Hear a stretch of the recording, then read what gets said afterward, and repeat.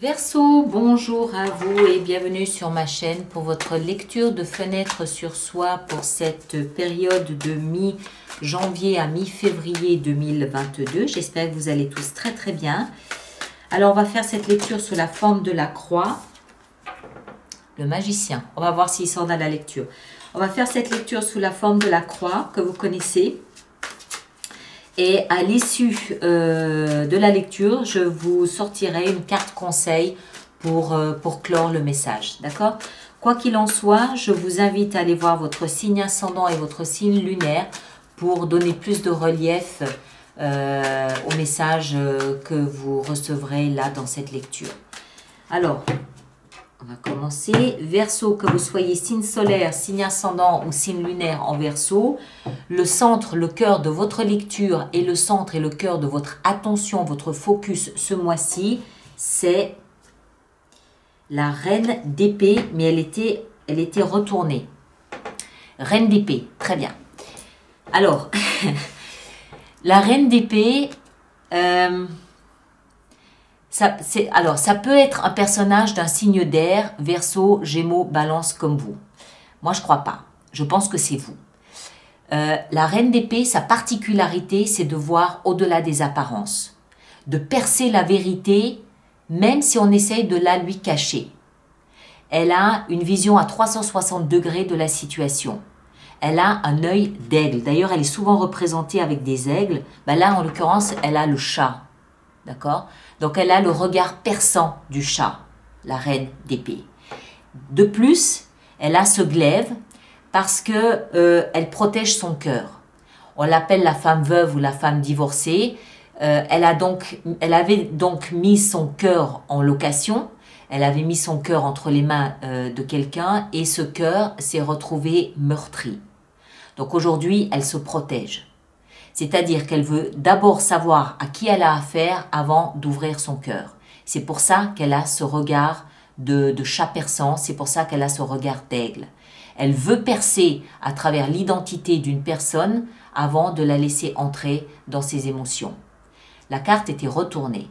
Moi, ce que je comprends, c'est que vous voulez faire tout ce que je viens d'énumérer, c'est-à-dire traverser les couches de ce qu'on essaie de vous cacher, peut-être même pas volontairement. Tout le monde a un habit social, tout le monde a un masque social. Vous essayez de percer pour connaître les intentions d'une personne, mais vous refusez d'admettre le message, parce que la carte était retournée. Donc, d'une certaine façon, vous avez ce don, vous avez cette capacité de voir, mais vous ne voulez pas admettre ce que vous avez vu ou ce que vous voyez. On continue. De là d'où vous venez. 8 d'épée. Vous venez d'un espace où vous vous sentiez bloqué. Bloqué par la peur. Mais cette peur, elle était dans votre tête. Elle n'existe pas dans le réel. Pourquoi? Parce qu'on voit cette jeune fille ici qui a un simple ruban autour des poignets et un bandeau sur les yeux. Donc symboliquement, elle ne veut pas voir qu'il lui suffit de se redresser sur ses pieds, d'enlever ce bout de ficelle autour de ses poignets pour se libérer. Donc sa peur, sa sensation de stagner, sa sensation d'être emprisonnée, elle est dans sa tête. Elle n'est pas dans le réel. Et c'est peut-être ça que vous avez du mal à voir. Vous êtes libre, puisque vous avez le glaive sur le cœur. Vous êtes libre et vous avez de quoi vous défendre de plus avec ce glaive. Vous avez de quoi vous défendre, vous n'êtes pas emprisonné.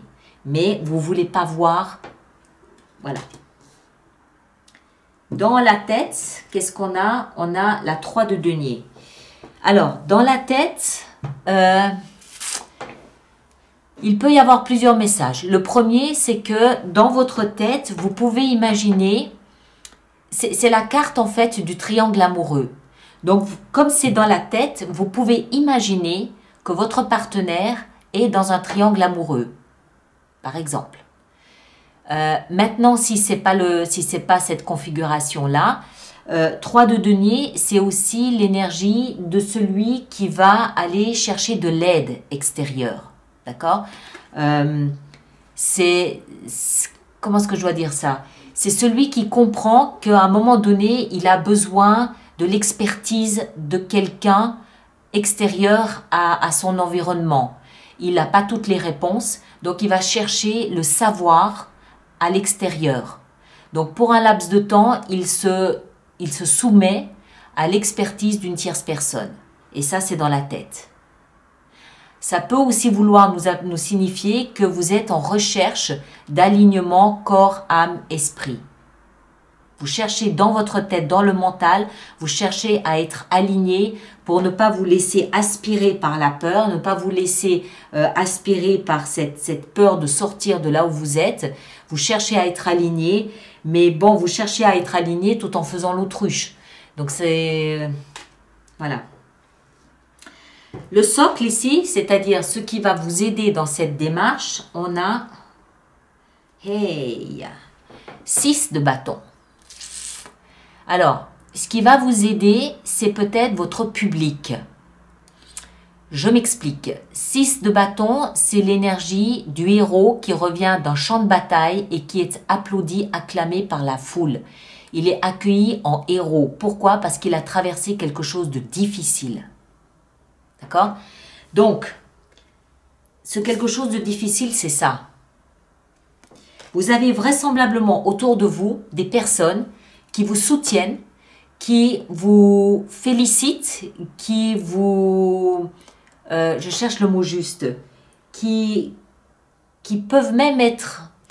attendez, qui vous félicitent, qui relèvent, qui sont admiratives. Voilà le terme.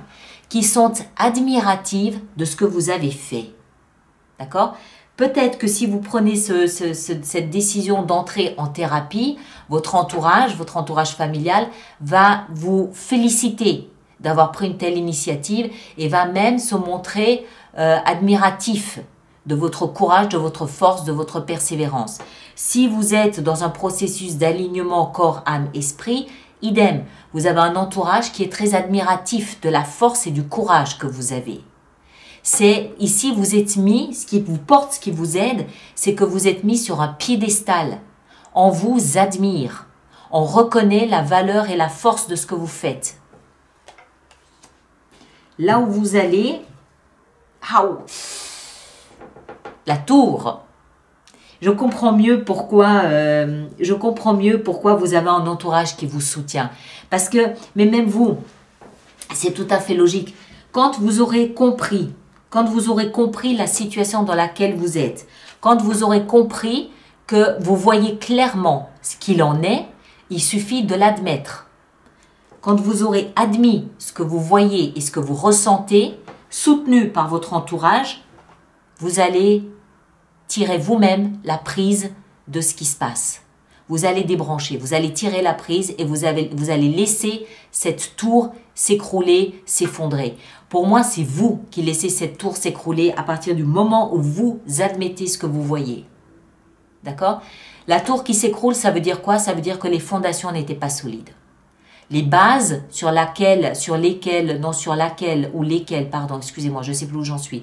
Les bases sur lesquelles la tour était bâtie n'étaient pas solides. Il y avait des failles, il y avait des fissures. Donc, boum, tout s'écroule. Mais j'ai l'impression que tout tient à un fil.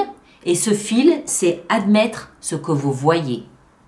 Comme si vous ne vouliez pas admettre ce que vous voyez. D'accord? Alors, un petit conseil pour nos amis Verseau. Eh bien, alors, un petit conseil pour nos amis Verseau. On a la 2 de coupe. Alors, ça concerne l'amour. Ça concerne l'amour. Vous avez peut-être en face de vous un partenaire que vous considériez comme votre alter ego, votre âme sœur, une flamme jumelle. Ça peut concerner cet amour, cet échange d'amour, ou c'est cette personne-là qui peut vous aider, qui vous soutient dans cette démarche, c'est possible aussi. Et si ce n'est pas le cas, c'est l'amour que vous avez pour vous qui peut vous aider à voir clairement ce qui se passe ici. D'accord? Mais pour moi, c'est connecté à l'amour, soit à l'amour d'une âme sœur, soit à l'amour que vous portez à vous et qui vous permet de dépasser ce voile que vous ne voulez pas admettre, que vous ne voulez pas voir, que vous avez du mal à admettre. Ok? Donc, cherchez l'amour. Voilà. Allez voir de toute façon votre signe ascendant, votre signe lunaire. Et puis, merci de partager, de liker, de laisser vos commentaires. Et on se retrouve le 25 janvier prochain pour les lectures du mois de février. D'accord?